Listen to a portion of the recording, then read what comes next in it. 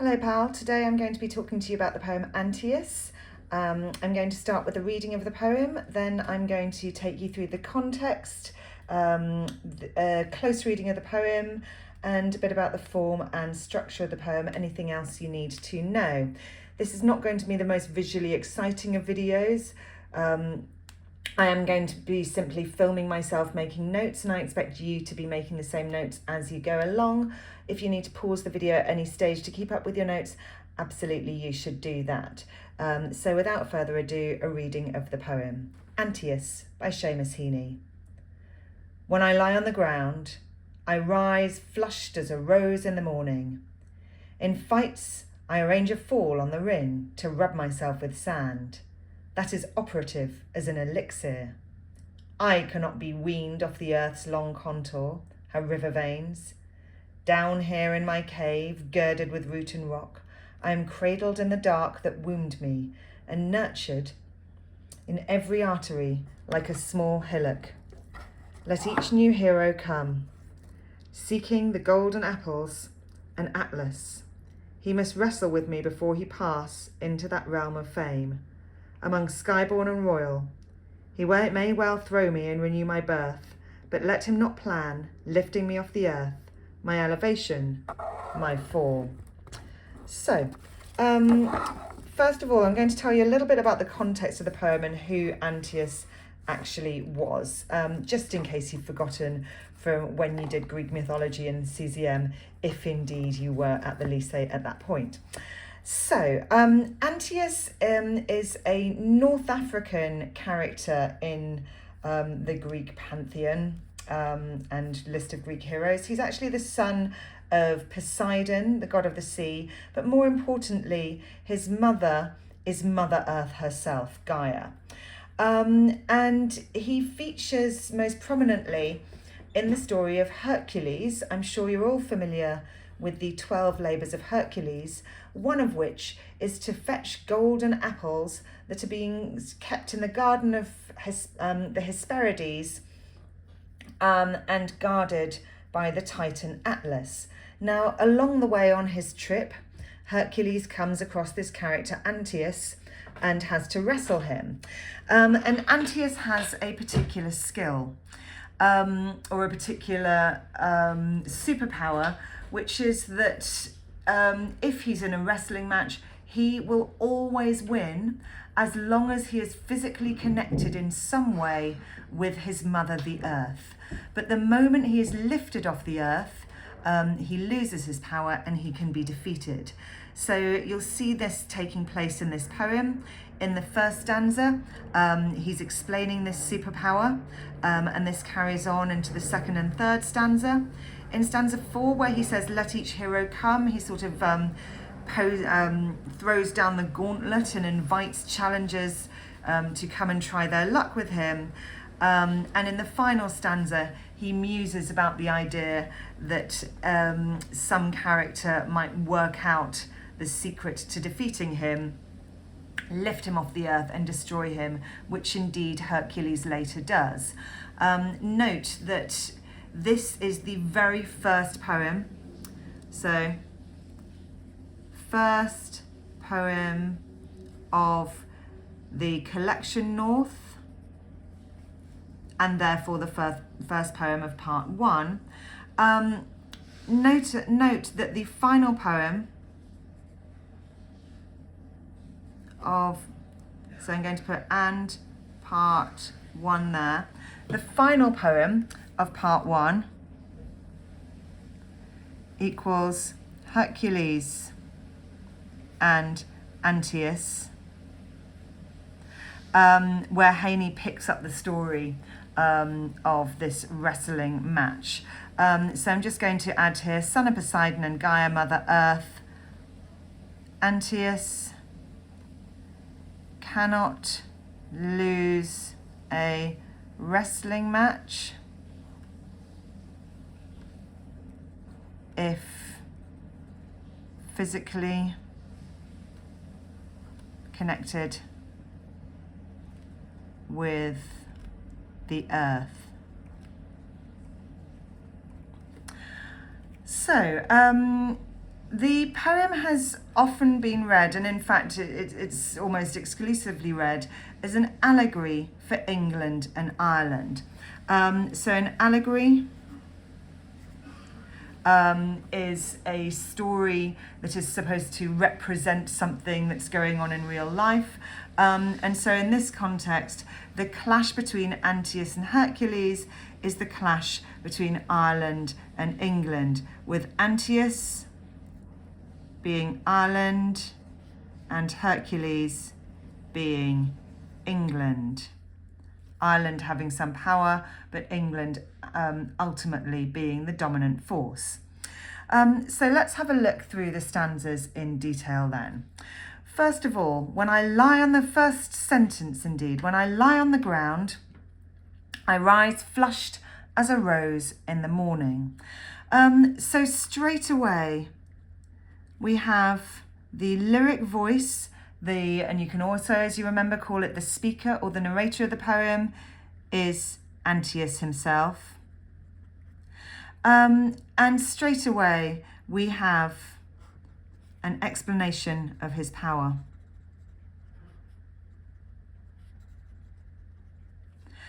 In the second line, where he says, I rise flushed as a rose in the morning, we have some natural imagery here.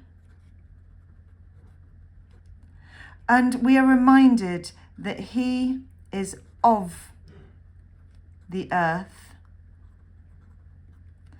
and that he is a fundamental natural force.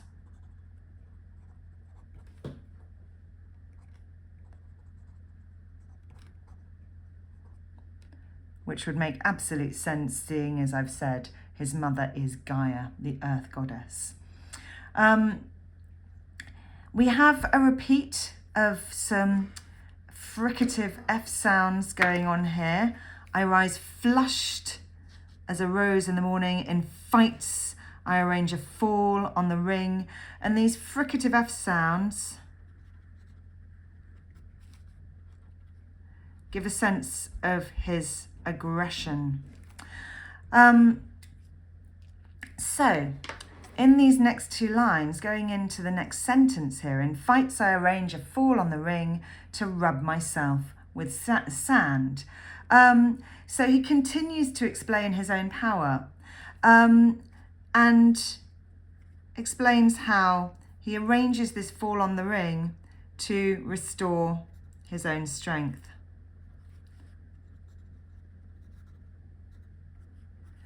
And to rub myself with sand, again, connection with the earth. But there's also possibly a little bit of a sense of using any tactics that you need to win. And dare I say it, playing dirty. Or using necessary, to put it in a slightly more flattering light, so using necessary tricks in order to win.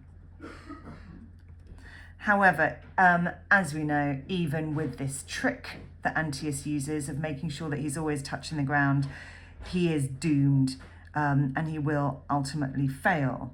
And so going back to the title of the poem, Antaeus, and our allegory of Ireland and England, we have a sense there, the moment you hear the title Antaeus, of the idea of inevitable, unavoidable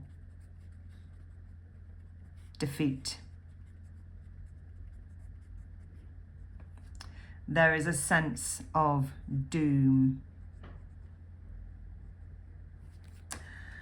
So, having a look at the second stanza here. So, to rub myself with sand, that is operative as an elixir, and the that refers to the sand. So the sand is operative, and what that means is it works as an elixir is a magical potion.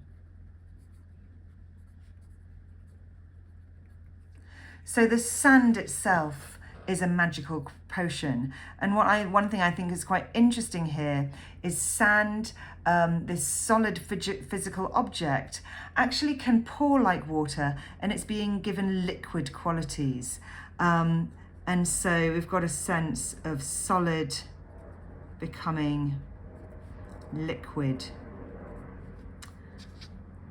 Then we have a caesura here that is operative as an elixir. And after the caesura, this full stop in the middle of the line, moves on to explaining why this elixir works. So, I cannot be weaned off the earth's long contour, her river veins. Now, to be weaned is for a child to be taken off their mother's milk and to be given solid food. So to be weaned,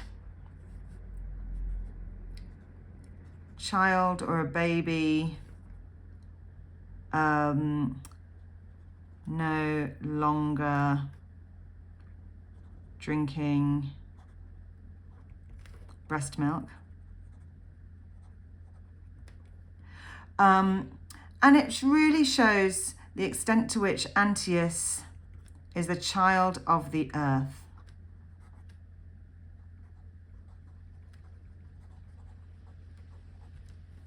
He has been suckled by the earth herself, and to suckle, S-U-C-K-L-E, means to feed breast milk to your child. So I cannot be weaned off the earth's long contour, her river veins, and note the personification of the earth here. Now, to a certain extent, it's not personification because Gaia in Greek mythology is herself a goddess. But if we're taking this land to be Ireland, so in this poem, there's a sense that even though it's kind of ostensibly set in North Africa, which is where the story of Antaeus and Hercules takes place, this garden of Hesperides where Atlas is holding up the earth is in the Atlas Mountains, which are in what is now Morocco. In actual fact, the land described here has very Irish qualities. So if we move on to the next sentence, down here in my cave, and there's a kind of obvious darkness, girded with root and rock. There's an Irishness to the description of the landscape. I'm cradled in the dark that wombed me. So if we circle all of these things, then that darkness gives the Irish quality. And even if we move on to the next sentence, and nurtured, or the next couple of lines, and nurtured in every artery like a small hillock. So I'm just showing you the next stanza. So we have girded with root and rock, I am cradled in the dark that wombed me, and nurtured in every artery like a small hillock. And note there again, so he is the small hillock. And a hillock just means a little hill, so small hillock is sort of repeating himself a bit there. So Antaeus equals this small hillock. But again, a hillock is more the sort of thing you'd find in Ireland. You don't tend to have massive mountains like the Atlas Mountains. And so again, there's a very Irish feel to the landscape here. So if we go back here, I'm actually going to change colours slightly so that it's a bit more obvious. We've got this river veins here, and it's connected with the idea of arteries and this personification of the mother goddess. So he says, down here in my cave, girded with root and rock. And by the way, girded means surrounded or supported.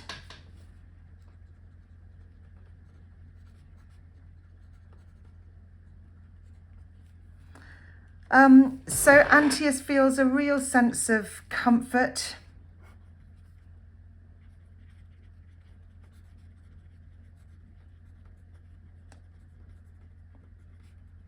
In the land, and as I've mentioned, the implication is that this land is actually representing Ireland.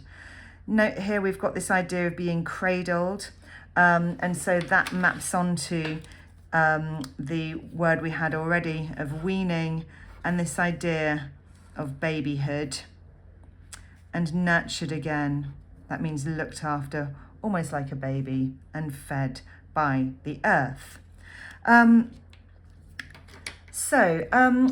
are the stanzas that deal with him explaining his power. Let us now move on to the final two stanzas, where there's a slightly new direction going on in this poem. So, in this stanza, let each new hero come. He's welcoming a fight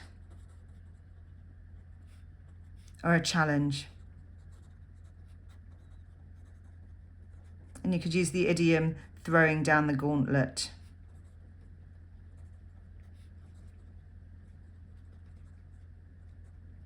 Which this idiom, it comes from the French gant, like gloves, and somebody challenging someone to a fight in medieval times would throw their gloves on the floor to say, right, time for a fight now. So throwing down the gauntlet means, inviting a fight. So let each new hero come. And we have an almost entirely monosyllabic line here, let each new hero come.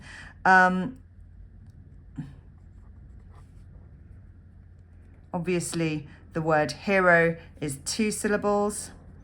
But let each new hero come. Those monosyllable syllables they're quite punchy and aggressive.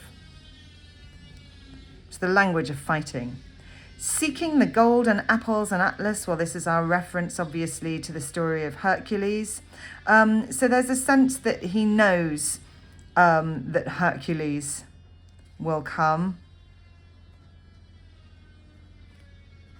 And therefore what his fate will be. He must wrestle with me before he pass. And note here that we've moved from the idea of, heroes in general, let each new hero come, the possibility of many heroes, to the idea of one particular hero. So we've got he must wrestle with me before he pass, using our third person pronouns. And then in the final stanza as well, he may well throw me and renew my birth, but let not him plan lifting me off the earth. So we've got the arrival of Hercules, but he's not named. And in not naming him, there's a sense of trying to take away his power. So I'm just doing an arrow there. Attempt to neutralize.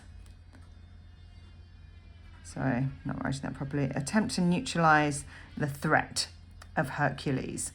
And then there's quite a tradition. I mean, the most obvious example that springs to mind that you'd have all heard of is in Harry Potter, where you have Voldemort, he who must not be named. If you name your enemy, you give them power. So he must wrestle with me before he pass into that realm of fame. So the realm means something like the land, the kingdom, among skyborn and royal. And remember here that our sentence starts with he and ends with royal, even though there's this mid-stanza enjambment here with the break in the middle of the sentence there. But into that realm of fame. So we've got our enjambment, and we've got this emphasis on fame. And by emphasizing the word fame, you put it into your memory. So memorializes that we do tend to remember the words that come at the end of the lines. But then it's ironic, because he's not actually mentioning Hercules' name. So, but ironic, H's name not mentioned. Oh, sorry, I'm moving the thing over a little bit there. There we go. amongst Skyborn and Royal, well, Skyborn there, it's referring to the gods. So by completing his 12 labours, Hercules will become, eternally famous and indeed becomes a god.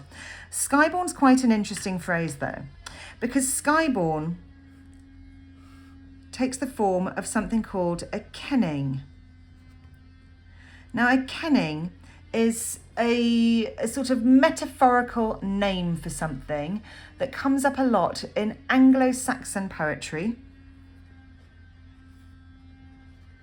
So I'm going to write metaphorical alternative. And one example of a kenning comes in the poem Beowulf, the oldest poem in the English language, written in Anglo-Saxon.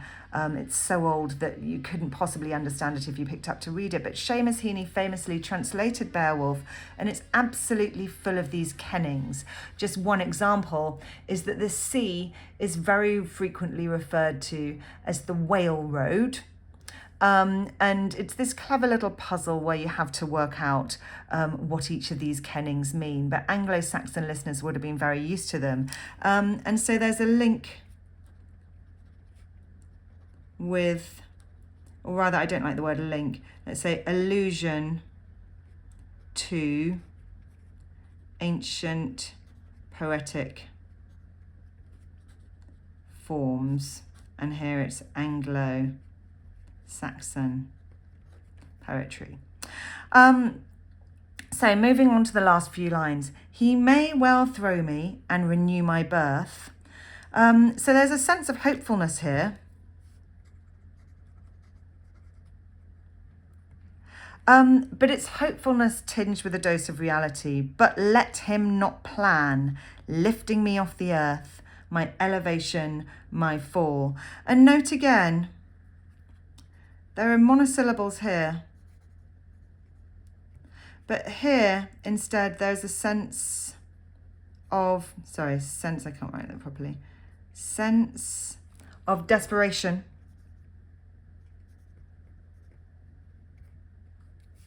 And clinging on. Antaeus knows he has a weakness and he's desperately trying. Let him not plan, but it's futile. Because Hercules will ultimately win. So let him not plan, lifting me off the earth. And here, earlier on, the earth was mentioned much earlier in the poem. But now the earth. So it was mentioned in stanza 2, I cannot be weaned off the earth's long contour. In stanza 2, stanza 2, the earth was a strength. But now in stanza 5, it is a source of vulnerability.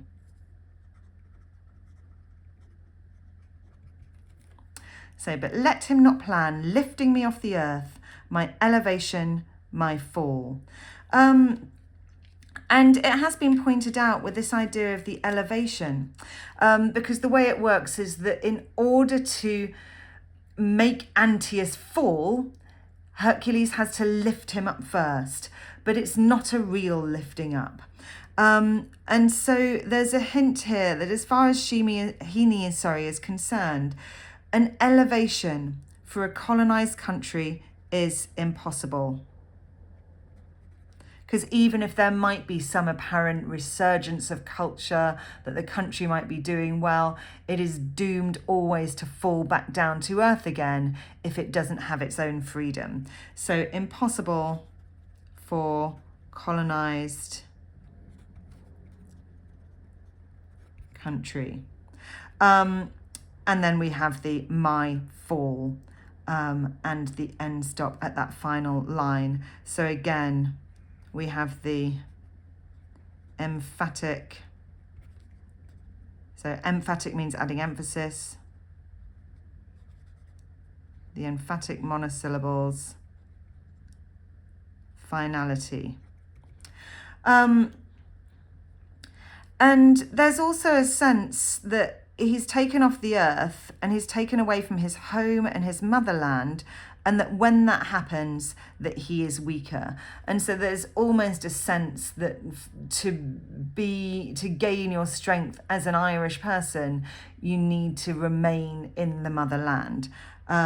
So weaker, away from mother, home, motherland, Ireland. Okay, I'm going to have a slight pause here. Don't go anywhere, because I'm going to come back and tell you the exciting details about the form and structure.